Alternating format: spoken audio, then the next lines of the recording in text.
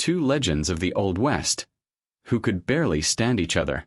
And behind the scenes, the tension was very real. Lee Van Cleef wasn't supposed to be a star. Born in New Jersey in 1925, raised with discipline shaped by war. He served in the Navy during World War II, then came home with something different in his eyes.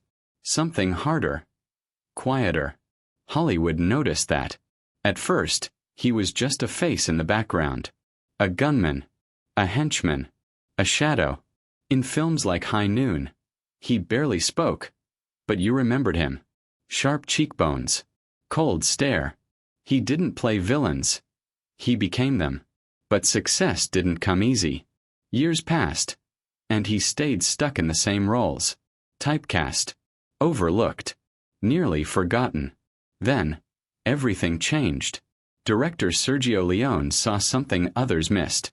And in the good, the bad, and the ugly, Lee Van Cleef didn't just act. He dominated the screen. Alongside Clint Eastwood, he created a villain audiences couldn't ignore. Calm, precise, dangerous. Some even said he stole the film. From that moment on, he wasn't just a character actor. He was a legend of the spaghetti western. But behind that rise, there was a quiet resentment building.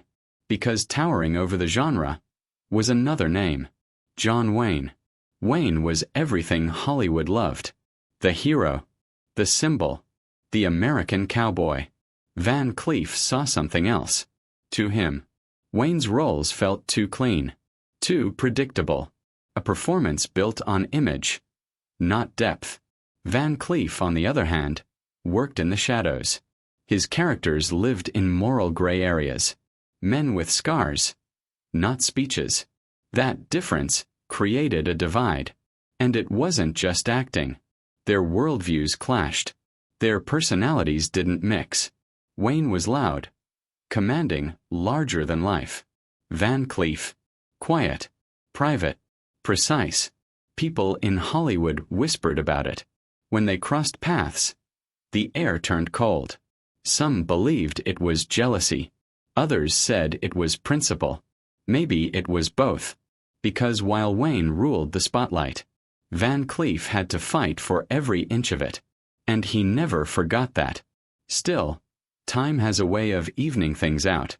Van Cleef kept working. Even after injuries, even after setbacks. He adapted, evolved, endured.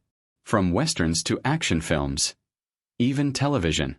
His presence never faded. And when he passed in 1989, he left behind something rare.